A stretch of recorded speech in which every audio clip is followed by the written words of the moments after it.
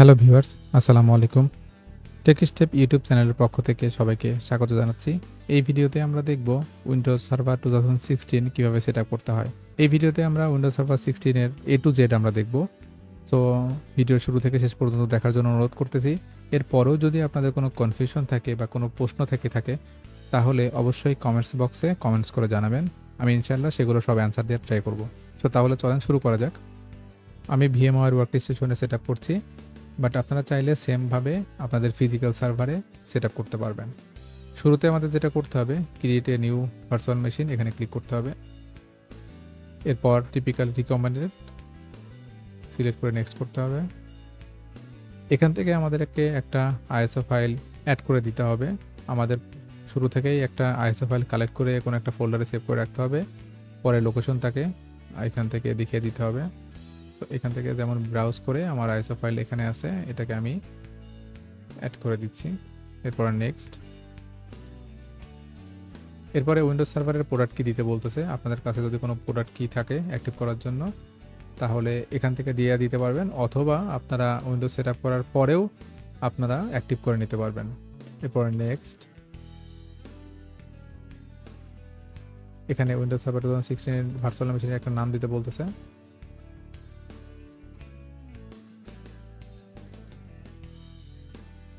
এখানে আপনি location select করে দিতে পারবেন। সি ড্রাইভ ছাড়া অন্য কোনো যে কোনো একটা ড্রাইভও আপনি অ্যাড করতে পারেন।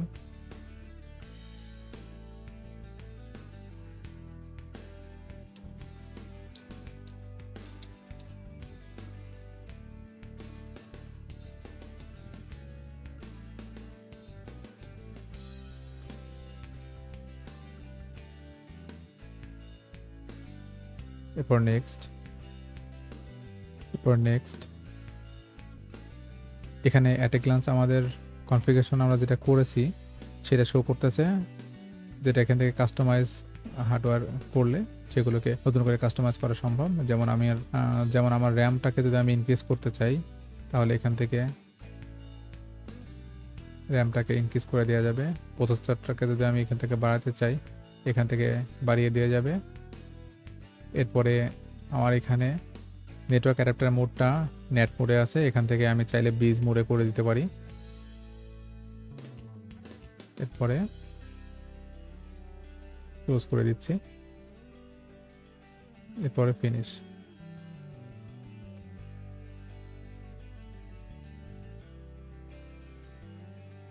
এরপরে আমাদের উইন্ডোজ সেটআপ স্টার্ট হবে।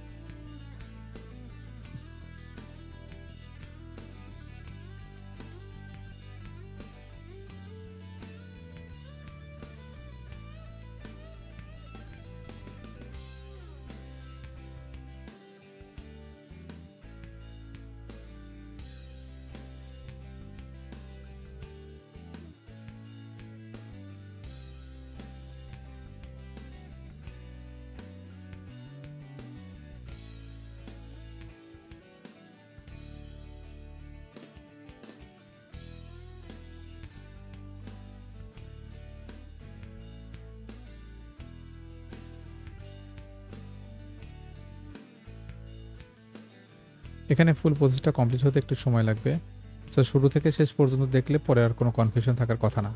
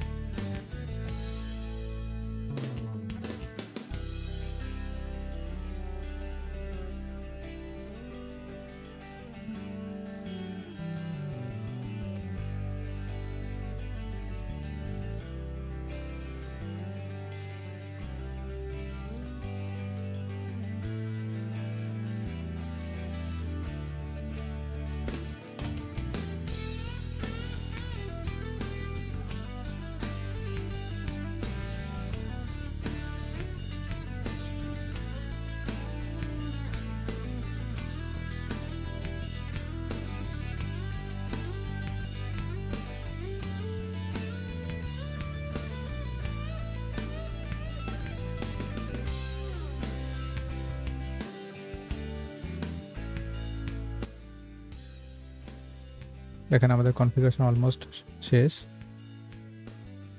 ভিএমআইটা সেট আপ করার জন্য এটার টুলসগুলো ইনস্টল হচ্ছে, কারণ এটা দেখেন ডিসপ্লেটা খুব ছোট দেখাচ্ছে।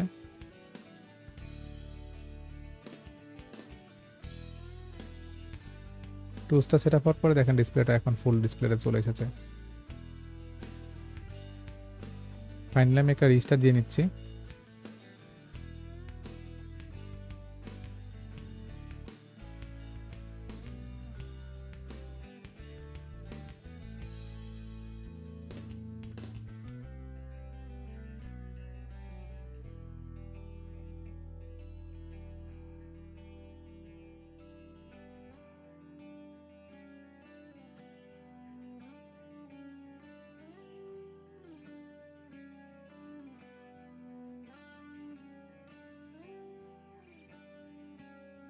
আমাদের সার্ভার ম্যানেজারের ড্যাশবোর্ডটা ওপেন হয়েছে।